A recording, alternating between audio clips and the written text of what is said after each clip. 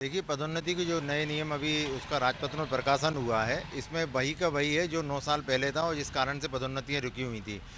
वर्ष 2002 के जो पदोन्नति नियम थे उसके अनुसार पदोन्नति में आरक्षण को लेकर विरोध था और उसको लेकर मामला जब उच्च न्यायालय गया, उच्च न्यायालय ने निर्णय दिया था कि पदोन्नति में आरक्षण नहीं होना चाहिए।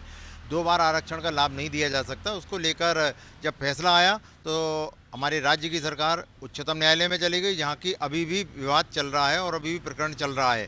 उसका कोई निराकरण नहीं हुआ, लेकिन अभी जो कैबिनेट द्वारा डिसीजन लेकर राजपत्र में प्रकाशन हुआ है उसमें वही के वही चीज़ें देखने को मिली हैं।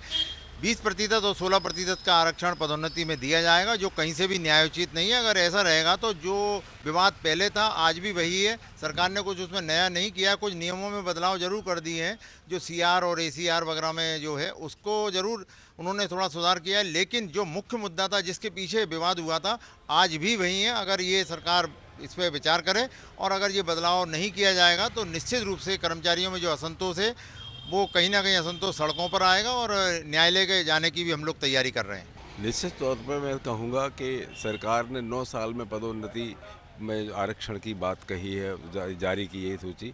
मैं ये समझता हूँ जो लोग 9 साल में रिटायर हो गए हैं उनको क्या आप उनका जो बनेगा, जो उनका बेनिफिट उनको जो मिलना चाहिए थे उन्नति वाले, पदोन्नति वाले, क्या उनको दे पाएंगे? नहीं दे पाएंगे। तो आप पहले तो लेट हुए हैं, लेट के बाद भी आपने जो नीति बनाई है उस नीति में विपक्ष को और कर्मचारी संगठनों को सबको बुला करके बनानी चाहिए थी। अब आप पदोन्नति में आरक्षण की पूर्ति कैसे करेंगे? आप नहीं कर पाएंगे तो निश्चित रूप से संगठन जितने भी हैं वो आंदोलित होंगे, कोर्ट जाएंगे, तो फिर अटका रहेगा मामला। कुल मिला के सरकार खुद ही लोगों को उलझाना चाहती है, सुलझाना नहीं चाहती। मैं सुधीर नायक, अध्यक्ष मंत्रालय सेवा अधिकारी कर्मचारी संघ। जो नए पदोन्नति नियम 2025 लागू किए गए हम उससे पूरी तरीके से असहमत हैं। ये जो नियम हैं सामान्य वर्ग, पिछड़ा वर्ग और अल्पसंख्यक वर्ग के बिल्कुल विरोध में हैं और इसमें आरक्षित वर्ग के प्रति एक विशेष पक्षपात उनके पक्ष में दृष्टिगोचर होता है। और जो नियम माननीय उच्च न्यायालय ने जो 2002 के जो नियम थे जो 2016 में निरस्त कर दिए गए थे, समझ लीजिए उन्हीं नियमों को थोड़ी सी भाषा बदल करके और एक नई पैकिंग में प्रस्तुत कर दिया गया है। सभी प्रावधान वही हैं और इन नियमों से वही पुरानी स्थितियां फिर से निर्मित होंगी कि आरक्षित वर्ग के लोग अनारक्षित में भी आ जाएंगे, वो अपना कोटा भी ले लेंगे और अनारक्षित में आ जाएंगे। और जैसे मंत्रालय में स्थिति निर्मित हुई थी कि हमारे यहाँ पे 65 पद थे अंडर सेक्रेटरी के, उसमें 58 पर आरक्षित वर्ग के लोग पहुँच गए थे। और यही स्थिति सभी विभागों में, वेटनरी में भी, पीएचई में, पीडब्ल्यूडी में, सब में हुई थी। 7 ईएनसी के पद हैं तो उसमें 6 पे आरक्षित वर्ग के लोग हैं। जब उच्च पदों पे 100% आरक्षण हो गया था तब पानी सर से ऊपर गुजर गया था, तब लोग न्यायालय गए थे। न्यायालय ने नियमों को निरस्त कर दिया था, उनको न्यायपूर्ण नहीं पाया था और उन्हीं नियमों को आपने फिर प्रस्तुत कर दिया 9 वर्ष के बाद।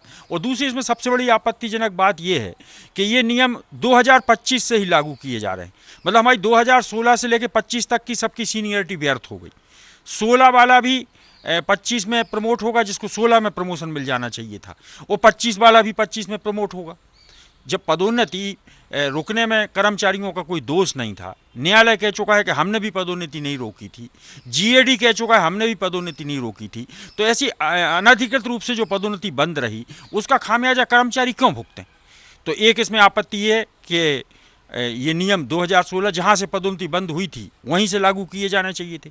दूसरा इसमें जो सबसे बड़ा आपत्तिजनक प्रावधान है वो ये कि आरक्षित वर्ग के लोग अपना 36% कोटा तो ले ही लेंगे और बाकी उनको अनारक्षित में आने की भी छूट रहेगी। इस पर सबसे ज़्यादा आपत्ति है क्योंकि पिछली बार भी इसी कारण से सारी गड़बड़ियाँ उत्पन्न हुई थी।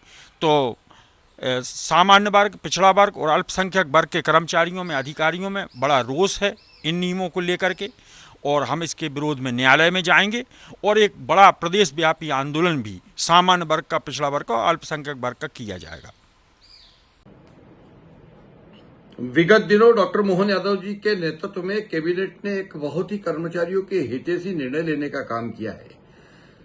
रिजर्वेशन इन प्रमोशन को लागू करते हुए जिस प्रकार से मध्य प्रदेश के लाखों कर्मचारियों के प्रमोशन होने का रास्ता साफ हुआ है, निश्चित तौर पर इससे मध्य प्रदेश के कर्मचारियों में जहां एक तरफ प्रमोशन मिलने का काम होगा, वहीं दूसरी तरफ जो पद रिक्त होंगे उन रिक्त पदों पर लगभग 2 लाख नई सरकारी नौकरियों की भर्ती होने का मार्ग प्रशस्त हुआ है। यह बहुत बड़ी एक उपलब्धि मध्य प्रदेश सरकार के द्वारा दिए जाने का काम हुआ है और आने वाले समय में जिस प्रकार से ये जो नई भर्तियां होगी इसमें समाज के सभी वर्गों को और जो है भर्ती का लाभ मिलने का काम होगा। ये हमारी ही सरकार है जिसने मध्य प्रदेश के अंदर ईडब्ल्यूएस के तहत 10% आरक्षण को भी सुनिश्चित करने का काम किया है। जैसा कि हम कहते हैं कि सबका साथ, सबका विकास और सबका विश्वास, इस निर्णय में निश्चित तौर पर सबके साथ के, सबके विकास के और सबके विश्वास का ध्यान रखा गया है।